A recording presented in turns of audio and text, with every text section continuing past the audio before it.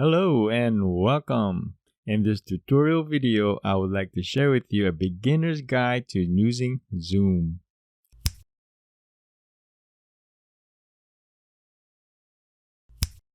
Let's head over now to zoom.us and sign up. Signing up for a basic account is free. You can sign in with your Google account, a Facebook account, or use your work email address. Zoom will send you an email confirmation link to activate the account. Find that email confirmation and activate. Activate the account will take you to complete your Zoom account. Type in your first and last name and create a password within its criteria and continue. The next step is an option to invite your colleagues. Type in their email addresses and invite, or you can go ahead and skip it. You're finally done creating your account and you can start using Zoom to create meetings. My favorite way to use Zoom is using it with the desktop client app. On your web browser, let's head back to zoom.us. Hover over Resources and download Zoom Client. Download Zoom Client for meetings.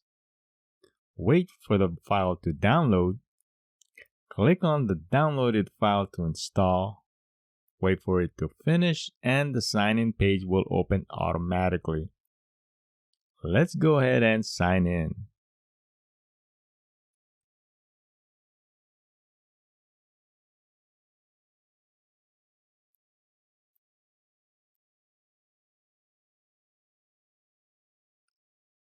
To start a new meeting, click on the new meeting icon and join with computer audio. If you have a webcam, you will see yourself on the screen. Otherwise, you will see your name. At the bottom, you will see a few icons and I'm going to show you what they are and what they do. Starting with the mute icon. At any time, you can mute yourself. If you're in a room with other people or have uncontrolled background noises, use the mute icon to be muted. And when you are ready to speak, just unmute yourself.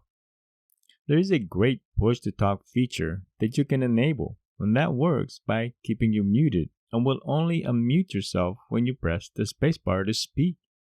I'll link that push-to-talk tutorial on the description. The up arrow will open up more options for you. You can select what microphone or speakers you want to use. You can test your mic or speakers, switch to phone audio, or leave computer audio altogether. The start video icon will enable or disable your webcam, and you can do this at any time during your meeting. As a host, you will see the security icon. Participants to your meeting will not have access to this powerful icon. I have a tutorial video that I will link below on the description that explain more in depth the options that are available in the security icon.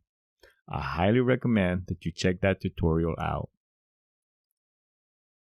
The participants icon will open the participants list on the right of the meeting screen. On the bottom of the participant list are more controls. You can mute everyone in the meeting as well as unmute them. The More Options icon opens the more list of settings available for you. To invite others to your meeting is quite easy to do.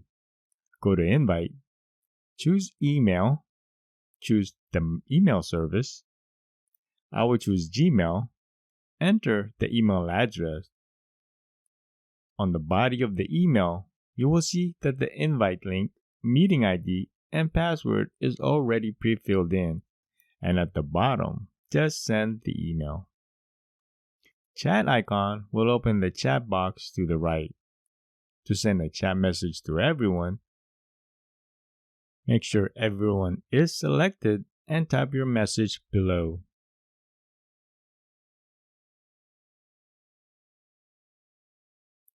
To send to a specific participant, choose that participant from the list and type your message. The More Options icon will open more chat settings and ability to save the chat. Save Chat will automatically save the chat and link to show when folder will appear. Share screen icon lets you share more than just your screen. You can share files, portion of your screen, and even sound or music coming from your computer.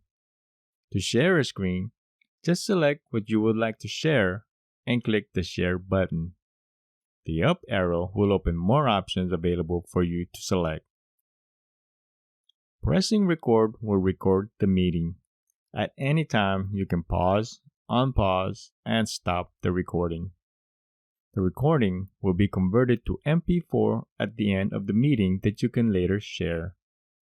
Reactions icon. You can send a thumbs up or a clap during a meeting, which will show on everyone's screen to be able to see. To end your meeting, just go to End and End Meeting for all. And if you are recording the meeting, the folder location of where your meeting is saved to will open. By downloading the desktop client, you can start a new meeting, schedule a meeting, or join one right from this desktop client app.